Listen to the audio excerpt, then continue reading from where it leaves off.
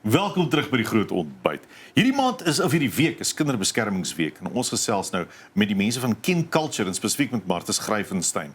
Ons hoor 'n bietjie wat maak Kin Culture en hoe staan die situasie met kinderbeskerming en families op hierdie stadium in ons land. Goeiemôre Martha. Môre, hoe gaan dit? Ons druk deur, dankie. Dis lekker. Hoorie Martha, kom ons praat 'n bietjie oor statistiek.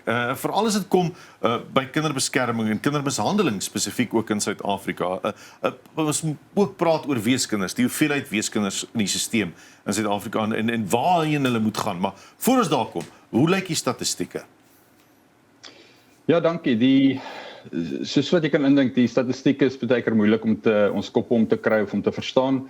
Party of baie sê so 5 miljoen wees en weerlose kinders in Suid-Afrika. Sure. Ek glo daar's 'n bietjie meer ook as dit wat jy weet wat buite dit lê. Maar ja, die statistiek en die prentjie vir kinders in Suid-Afrika lyk nie altyd so rooskleurig nie. Wat is die grootste faktore wat bydra tot hierdie situasie van kinders wat weesgelaat word? Ja, so gereeld is daar gevalle van misbruik, dwelmmisbruik, jy weet al daai tipe middels, armoede, ouers is op straat, ouers is dalk in die tronk, paas nêrens, ons weet nie waar hy is nie. Jy weet, mamma is werkloos baie keer of jy weet bly elders wat niemand weet nie. Ons het onlangs 'n storie gehad van 'n kleintjie wat in 'n baadjie opgevou was in 'n veld en iemand het die 1 week of 2 week oue babatjie of hierdie baadjie gekry toe hulle gaan hout soek het in die veld. Jy weet, so dit gebeur ook nogal gereeld. By Kin Culture ondersteun julle al pleegouers met hulle werk en dies meer. Maar het ons 'n idee hoeveel pleegouers of hoeveel weeskinders, jy sê nou daar's omtrent 5 miljoen, is dit net mishandelde kinders of is dit weeskinders of hoeveel ondersteun julle by Kin Culture? Ja, so daai kinderbeskermingssektor soos enige ding, jy weet, raak nogal baie gekompliseerd as mens nou 'n bietjie dieper kyk. So ja. Daar's 'n wesenlike verskil tussen kinders wat aanneembaar is en wat nie is nie. Reg? So vreemd as wat dit klink is die hoeveelheid kinders wat aangeneem word in Suid-Afrika is maar min.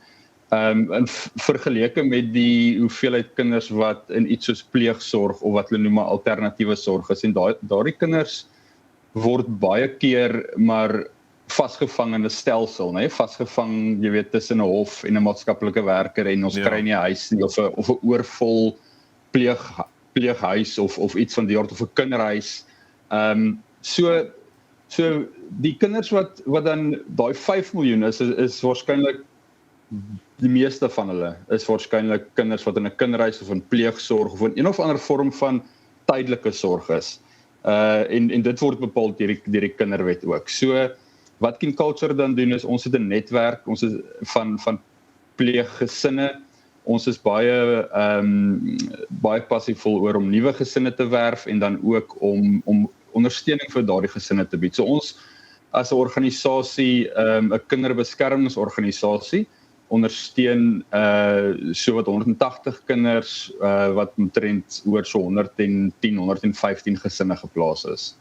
Julle is ook redelik uitsproke dat nie almal noodwendig mense is wat pleegouers wil word of gaan word of kan word nie, maar jy kan nog steeds 'n bydrae maak, jy kan nog steeds uitreik en help. As jy nie iemand is wat 'n pleegouer gaan word nie, hoe help jy nog steeds ander pleegouers of die stelsel? Ja, so hierdie is natuurlik Kinderbeskermingsweek. Gister was Wêreldpleegsorgdag en dis 'n baie belangrik een, hè. Daar's nou baie mense het al hierdie gesegde van it takes a village to raise a child.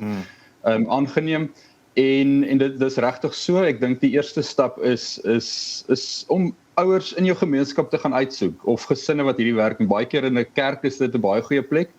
Baie keer is dit in ons eie gemeenskappe. Baie keer is daar iemand in my kind se skool wat dalk in so 'n situasie is. So ek dink die eerste punt is om net vir mense baie keer te vra, "Jesus, hoe gaan dit?" Ek dink jy weet iets so eenvoudig soos 'n boodskap of jy hoorie, kan ek julle help met 'n lift van die sport af huis toe, jy weet, of weer eens soos ek sê, die kerk is 'n baie goeie plek wat ons ook mee saamwerk om hierdie tipe goeders te doen. En dan natuurlik in 'n week soos hierdie, ek dink is na my mening is 'n baie goeie plek om te begin is om kom ons leer wat is die verskil tussen aanneming en pleegsorg, of wat sê die kinderwet, of wat, miskien as jy iemand ken is om uit te vind, hoe het jy aan hierdie storie gekom? Baie keer, jy weet, is al baie eenvoudige goed wat ons vanselfsprekend neem, jy weet, soos 'n geboortesertifikaat. Baie kinders in pleegsorg sukkel op 5-jarige ouderdom nog om 'n geboortesertifikaat te kry, want daar's baie goeders wat daarmee saamgaan. Baie keer het kinders terapie nodig en baie mediese onkoste en so aan. Maar as jy verwys na mense moet weet, daar's 'n verskil tussen pleegsorg en aanneming. As 'n mens pleegsorg wil begin, as jy kinders in pleegsorg wil beskerm en wil grootmaak, wat moet jy in gedagte hou? Ja, so ek dink die nommer 1 ding wat 'n mens dalk in gedagte moet hou is dat die groot verskil tussen aanneming en pleegsorg is dat 'n kind in pleegsorg, dis 'n tydelike plasing. In 'n Suid-Afrikaanse konteks gaan dit waarskynlik 'n langtermynplasing raak as mens kyk na statistiek en wat gebeur. Maar dit is nie jou kind nie. Dis waar dit verskillend is van aanneming. Aanneming is waar 'n biologiese ouer die kind afteken, of onder miskien 'n paar ander omstandighede.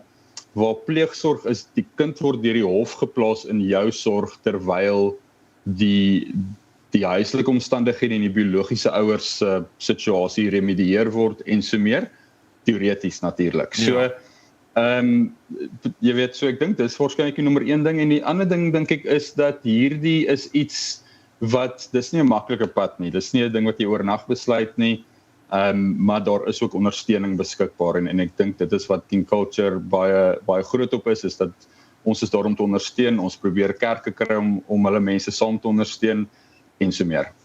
As iemand wel besluit hulle wil 'n pleegouer word, kan hulle ook King Culture daarvoor kontak? Ja, so weer eens, dis wat King Culture seker maar dag tot dag doen, is ons werk met voornemende pleegouers, ons vat hulle deur die proses, ons lei hulle deur al die papierwerk en alles wat daarmee saamgaan. En dan natuurlik, ja, as iemand belangstel of meer inligting wil hê, jy weet, info@kingculture.org, ons webtuiste soos wat dit op die skerm was. Ja.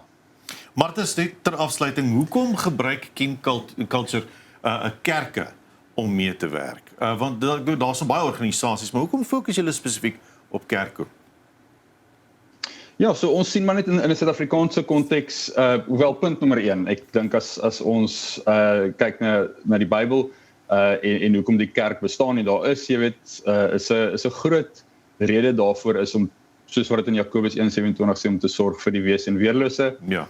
So dis nommer 1, en punt nommer 2 is, in 'n Suid-Afrikaanse konteks is die kerk regtige voertuig om 'n verskil te maak in gemeenskappe. Jy weet, 'n goeie voorbeeld was tydens COVID ook, jy weet, waar baie mense het, of baie kerke het ook hulle self daardeur kon uitlewe. En baie van ons pleeggesinne sit in kerke, en ons het baie goeie verhouding met verskeie kerke oor die grense heen. En dis maar gemeenskap, en gemeenskap is nodig om kinders in hierdie omstandighede groot te maak. Absoluut. Baie dankie Martens vir jou tyd vanmôre. Ek dink as enigiemand belangstel daarin om pleegsorg te oorweeg, Kin Culture, K-I-N, Kin Culture, Google hulle sommer, jy sal definitief by die webtuiste uitkom. Dankie Martens vir jou moeite vanmôre. Dankie, waardeer, goed gaan. Nou ja, dis aan Martens Gryvenstein. Ons is nou weer terug, en dan is dit tyd vir die nuus nie weer.